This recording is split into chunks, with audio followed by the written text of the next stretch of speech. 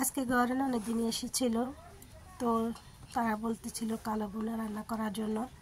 তো আমার বাসায় রেডিমিক্স মশলা ছিল, তো চিন্তা করলাম রেডিমিক্স মশলা দিয়ে কালো বোনা রান্না করে ফেলি, তাই আপনাদের সাথে শেয়ার করতেও চলে আসলাম।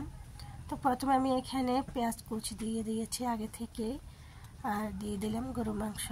আর এখানে কালো বোনার যে মশলাটা আছে ওটা আমি দিয়েছি অর্ধেকটা, যেহেতু এখানে 1 কেজি মাংস, এখানে 2 কেজি মাংসের মশলা ছিল, তাই আমি অর্ধেকটা দিয়েছি।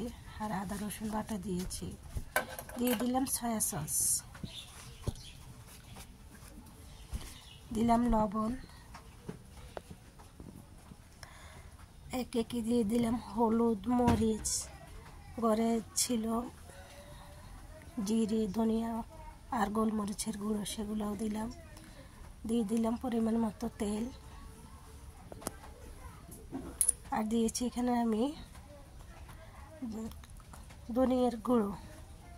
তো আমি এখন সবগুলো মশলা ভালো করে মিক্স করে নিয়েছি। নিয়ে আমি হাতে একটু পানি দিয়ে দিব এখানে।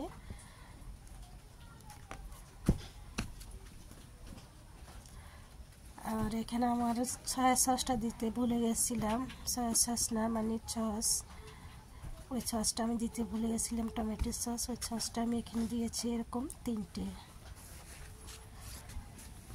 তো এখন আমি রান্না বসিয়ে দিলাম, এখন কষিয়ে নেব।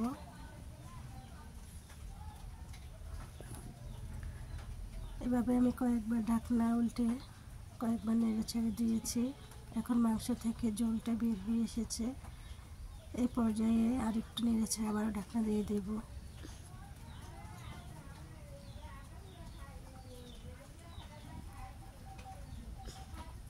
তো আমার মাংসটা অনেকটাই জলটা কমে এসেছে, প্রায় কষানো হয়ে গেছে। এখন আমি এখানে একটু পানি দিয়ে দেব।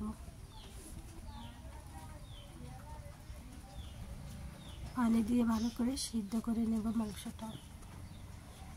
যেহেতু কালো বোনার মাংসটা একটু নরম নরম হলে খেতে ভালো লাগে, তাই আমি একটু পানি বেশি করে দিয়েছি যেন নরম নরম হয়।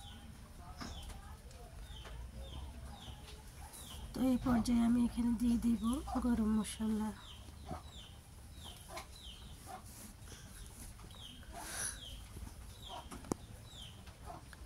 গরম মশলা দিয়ে ভালো করে নেড়ে ছেড়ে আবারও ঢাকনা দিয়ে দেব। এখন আমার মাংসটা প্রায় রান্না হয়ে এসেছে, ঝোলটা একদমই কমে এসেছে। এই পর্যায়ে আমি এখানে দিয়ে দেব কাঁচা পেঁয়াজটা আমি একটু কিউট করে কেটে নেব, দেখতে যেন সুন্দর দেখা যায় সে কারণে। তো মাংসটা আমার প্রায় হয়ে গিয়েছে, এখন আমি এখানে দিয়ে দেব বাগার।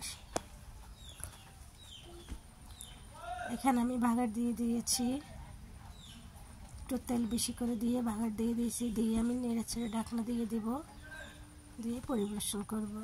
তো আমার হয়ে গেল কালো বোনা।